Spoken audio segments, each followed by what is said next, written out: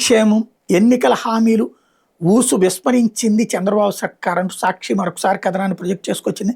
అంతులేని అప్పుల భారం మోపుతున్నారు అంటూ బడ్జెట్ లోపల బడ్జెట్ బయట అనే తేడా లేకుండా దొరికిన చోటల్లో అప్పులు చేయడమే ధ్యేయంగా సాగుతున్నారు. ప్రజల ఆదాయాన్ని రాష్ట్ర రాబడిని మాత్రం పెంచడం లేదు. 26 నెలల పాలనలో చంద్రబాబు సర్కార్ రోజుకి దాదాపు 472 కోట్లు, నెలకి సుమారు 14,180 కోట్ల 160 కోట్ల చొప్పున అప్పులు చేసింది.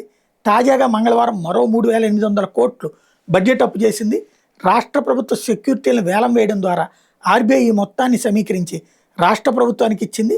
దీంతో బడ్జెట్ లోపల బడ్జెట్ బయట రాజధాని పేరుతో 26 నెలల్లోనే చంద్రబాబు సర్కార్ చేసిన అప్పులు ఏకంగా 3,68,126 కోట్లకి చేరినాయి అన్నటువంటిది హైలైట్ చేశారు. అట్లాగే ఆర్బీఐ కాగ్ గణాంకాల మేరకు బాబు సర్కార్ బడ్జెట్ అప్పులే 2,06,415 కోట్లకి చేరినాయి.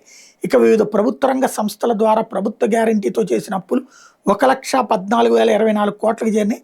రాజధాని పేరుతో చేసిన అప్పులు 47,687 కోట్లకి చేరినాయి. ఇవి కాకుండా రోజు ఆర్బీఐ నుంచి చేబదుళ్ళు ఓడీలతోనే చంద్రబాబు పాలన సాగిస్తున్నారు.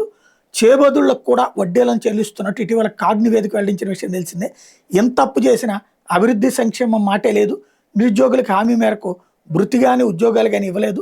సూపర్ 6, 7 హామీలు గాలికి ఎగిరిపోయాయి. మరోపక్క ఇప్పటికే ఉన్న ప్రభుత్వ ఆస్తులను సైతం ప్రైవేట్ పరం చేస్తున్నారు.